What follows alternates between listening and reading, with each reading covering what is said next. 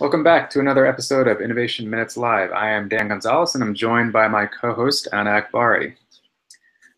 Today, we're talking about why the East Coast media hates Silicon Valley. And, in the past couple of weeks, it's fall of 2017 right now. So the last couple of weeks, we've seen a lot of negative press about Silicon Valley, as it relates to privacy, as it relates to financial technology, and so on and so forth. And this has kind of been a recurring theme. I think, Anna, you and I have both kind of picked this up as we read a lot of the dailies. Yeah. There seems to be a lot of hate out there. Yeah, it's interesting because, as you know, I lived in New York for a very long time, and so I'm pretty well and spent a lot of time on the East Coast for the majority of my life at this point. And I've been in California for a shorter period of time, but it's really striking this sort of animosity that one can feel among certain demographics on the East Coast toward California in general, and specifically Silicon Valley. And even in some of our conversations with some East Coast, talking about how you might be able to infuse the way that they work or the products they develop with a kind of Silicon Valley mindset or approach, can be a really tricky thing because it's seen as somehow undesirable, even though we see time and again that Silicon Valley is beating the old way of doing business. And we're not just talking about the traditional tech companies or app development. And this is something we talk about all the time, that every company has to be a tech company now. And so, I don't know what the root of that is.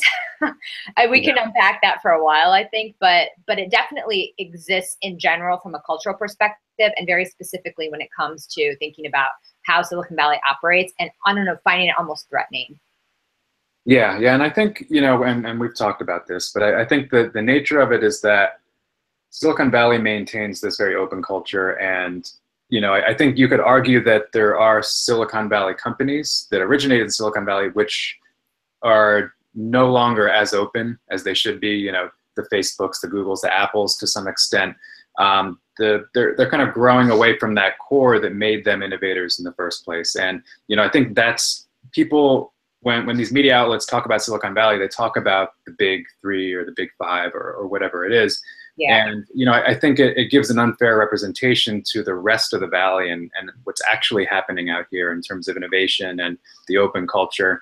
We always talk about the way that business is done on the East Coast versus the West Coast, right? Out here you can go and have a conversation and you talk about anything without worrying about signing an NDA. You go to New York and you sign an NDA before you even get on the plane to go there. So it's little differences like that I think drive a wedge between the cultures of East Coast and West Coast. Yeah, and I think it's important to note that we're not saying that everything that Silicon Valley does is fantastic. Certainly there's been enough stuff in the news that shows that it too is vulnerable to a lot of the offenses, or at least variations on the offenses that more traditional businesses are as well. But I think, to your point, is that it's not just about the Googles and the Facebooks. It's also about how are these small startups operating? How are they getting off the ground? What are the problems they're trying to solve, and how are they trying to solve them? As well as what are the tools they're using, whether it's hackathons or, ideathons, or doing idea challenges, or finding, creating a lab, an outpost. We see that all the time, where these large companies are saying, well, there's something happening here that they seem to be getting right. So maybe we should have some feet on the ground and create some kind of a lab where we can at least mimic or tap into this type of problem solving. So I think it's not about saying that all of these East Coast companies have to either A, move to Silicon Valley, or B, have to operate exactly like one. But there certainly are lessons to be learned. Yeah, and I think, in light of what's happened with Equifax, and the data breach there, when you think about it, every adult probably between the ages of 18 to 55 had their personal information exposed.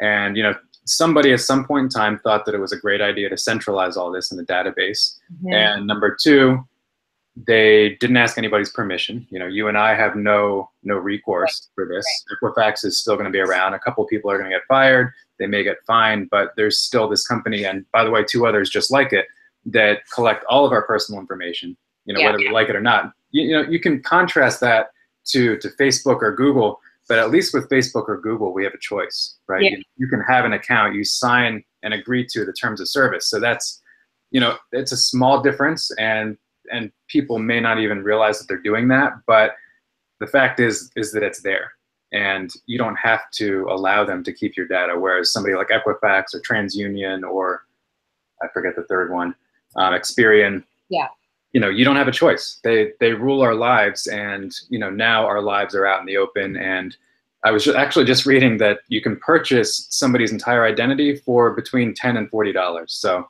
wow, that should make you feel pretty good. Yeah, and I think, you know, that it's not that Silicon Valley gets everything right. It's more that it'll look at something like this issue and say, okay, how can we do it better? How can we eliminate this problem for as many people as possible, or try to avoid it in the future? Because they recognize that there's value in that for people. Yeah. And I think that's where you have these more traditional companies just saying, all right, we're just going to put a Band-Aid on this. You know, we're not necessarily going to revamp the system and reorient the ship, because that will be too expensive. It'll take too long. Let's just keep generally doing business as usual. Where Silicon Valley is saying, hey, there's a problem or an opportunity here. Why don't we build something around that? And we see that time and again, whether it's for in regard to a specific industry or a specific company. Yeah, and to me, you know, in kind of closing, I think it really underscores the fact that, you know, a lot of what's going on right now with blockchain technology and this idea that you have a peer-based authentication system that's completely decentralized, it just underscores the need for something like that. And I think that's where, you know, if you want to point back to one thing specific to this whole topic, it's that, right? And that comes from the innovation that happens in Silicon Valley. So let us know what you think. Do you feel that Silicon Valley is unfairly characterized by a lot of East Coast media, or do you think it's deserving of all the criticism?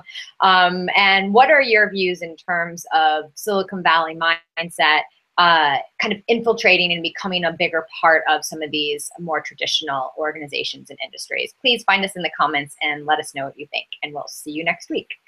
All right.